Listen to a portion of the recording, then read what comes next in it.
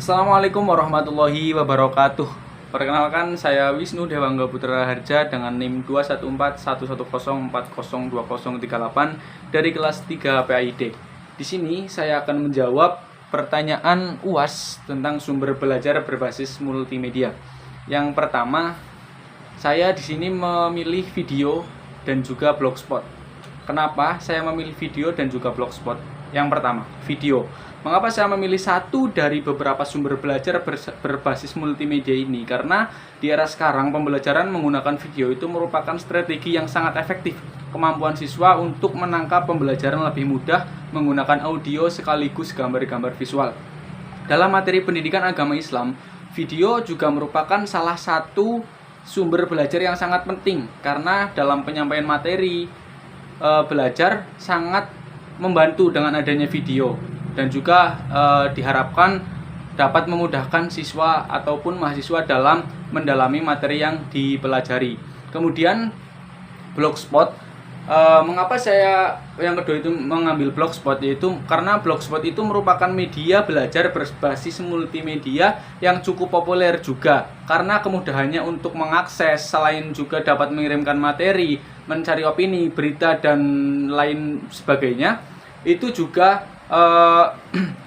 kita dapat mencari materi-materi lain dari blogger dan juga materi yang akan kita cari gitu dari orang lain gitu. Kemudian menurut saya blogspot juga merupakan salah satu bentuk media interaktif juga karena terdapat kolom komentar setelah pemilik blog tersebut mengirimkan sebuah karya, materi, bahkan opini dan lainnya, yang mana kita dapat saling berdiskusi di dalamnya, sehingga blogspot ini juga bersifat dua arah antara yang pembaca dan juga yang pembuat. Jadi di situ kita juga bisa bersharing-sharing terkait materi yang disampaikan. Kemudian yang kedua, saya akan menjawab pertanyaan yang kedua, yaitu adanya flow chart seperti itu. Itu ada pemrosesan atau efek visual dan juga efek suara. Kemudian pemrosesan itu ada teks, grafis, animasi, video dan juga musik.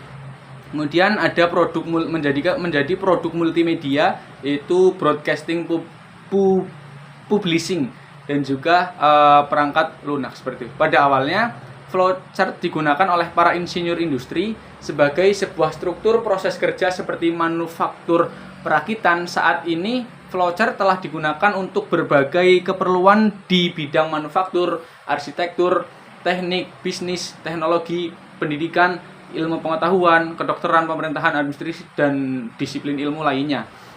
Kemudian cara kerja flowchart sebagai berikut. Yang pertama, perencanaan proyek baru. Salah satu penggunaan umum dari flowchart itu untuk memetakan proyek-proyek baru, terutama yang bersifat teknis ataupun membutuhkan beberapa desain struktur lain. Di dalam multimedia interaktif perlu adanya perencanaan menjadi acuan dalam menyusun dan mengembangkan sebuah produk atau aplikasi. Kemudian yang kedua, desain sistem atau program, yaitu menggunakan flowchart memungkinkan desainer untuk memikirkan banyak masalah yang kompleks di muka karena banyak sistem atau program memerlukan langkah-langkah prosedur, sehingga menggunakan diagram alur adalah cara yang logis untuk memikirkan langkah-langkah tersebut. Jenis proses desain dapat dijelaskan, dipikirkan dan disampaikan kepada orang lain melalui penggunaan flowchart. Yang C yaitu dokumen proses untuk alasan eksternal.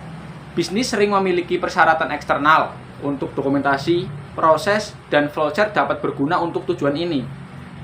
Dari standar pelaporan untuk mematuhi peraturan pemerintah, menggunakan flowchart bisa jauh lebih efisien atau lebih baik lagi ke depannya daripada menghasilkan narasi tertulis. Standar pelaporan untuk mematuhi peraturan kerja dapat menggunakan flowchart yang bisa jauh lebih efisien daripada menghasilkan narasi tertulis. Gitu ya. Kemudian yaitu pemecahan masalah. Salah satu alasan mengapa sering digunakan flowchart dalam pembuatan program atau desain jaringan komputer adalah bahwa flowchart dapat menawarkan sumber yang baik untuk pemecahan masalah. Hal ini juga sebagai cara yang bagus jika digunakan untuk pelanggan, untuk menunjukkan cara pemecahan masalah yang bersifat umum, karena pendekatan visual akan lebih mudah diikuti ketika disajikan dengan benar. Seperti itu. Kemudian yang ketiga atau pertanyaan yang ketiga yaitu di sini aplikasi yang digunakan dalam pembelajaran PAI serta kekurangan dan kelebihannya. Yang pertama, Quizzes. Aplikasi ini bersifat online. Mungkin teman-teman mahasiswa lain juga dari kemarin kita juga udah pernah belajar apa itu menggunakan Quizzes ya. Yang artinya dapat digunakan dengan mudah jika didukung dengan akses internet yang memadai. Banyak media pembelajaran yang telah disuguhkan yang bisa diterapkan oleh guru PAI. Salah satunya yaitu media pembelajaran berbasis permainan. Kemudian kelebihannya, guru bisa memberikan pertanyaan-pertanyaan seputar materi, kemudian siswa menjawab pertanyaan tersebut, terdapat animasi yang menarik. Itu kelebihan dari Quizzes. Kemudian kelemahannya yaitu siswa harus memiliki jaringan internet yang memadai karena Quizzes ini akan berhenti ketika HP tidak tersambung dengan jaringan data internet. Ini juga yang perlu diperhatikan ketika kita akan menerapkan atau menerapkan sebuah metode pembelajaran yang menggunakan Quizzes. Kemudian yaitu YouTube. Salah satu aplikasi yang sering kita jumpai, yang sering kita gunakan sebagai media pembelajaran. Guru dapat membuat video berisi materi pembelajaran yang didesain semenarik mungkin sehingga anak dididik tidak bosan menonton video pembelajaran yang disampaikan oleh guru. Sekarang juga ketika kita gabut, mesti kita kadang sering scroll-scroll YouTube ya untuk hiburan kita, dan ini karena konteks pembelajaran jadi kita juga bisa menggunakan YouTube untuk media pembelajaran. Kelebihan YouTube yaitu menarik karena dapat belajar dengan audio dan visual, karena zaman sekarang itu yang dilihat hanya video-videonya saja yang kita dengarkan, kemudian kita bisa tangkap dari situlah rasa senang dan kita bisa.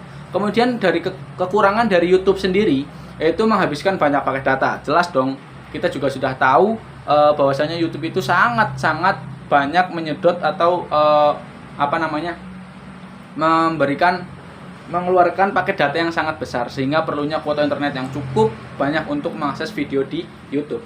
Kemudian Google Meet. Aplikasi ini dapat digunakan untuk berkomunikasi jarak jauh. 2 orang hingga lebih dapat berinteraksi dengan bertatap muka melalui video call. Aplikasi ini dapat digunakan untuk media pembelajaran. Selain dapat menampilkan materi di layar, aplikasi ini juga dapat menampung banyak peserta dalam satu meeting. Jadi seolah-olah walaupun kita online, walaupun kita daring, ketika kita menggunakan Google Meet itu seolah-olah kita juga sedang bersama dalam satu forum. Kemudian kelebihannya dari Google Meet yaitu efektif untuk pembelajaran jarak jauh, dilengkapi dengan tool yang dapat menampilkan materi dan juga dapat berinteraksi di ruang chat. Kita juga sering ya menggunakan Google Meet karena kita juga kan online offline, kita juga sudah menerapkan sumber belajar berbasis multimedia yang berbentuk Google Meet. Kemudian kekurangannya dari Google Meet yaitu kita hanya bisa menampung 100 peserta. Untuk lebih dari 100 harus membeli versi premium. Seperti itu. Ya, mungkin itu tadi jawaban terkait soal UAS mata kuliah sumber belajar berbasis multimedia yang dapat saya sampaikan. Kurang lebihnya mohon maaf. Semoga ini semua bisa menjadikan kita menjadi calon-calon penerus guru PAI yang bermanfaat dan bisa mengikuti perkembangan zaman. Sekian dari saya, Wisnu Dewangga Putra Harja, kelas 3 PID.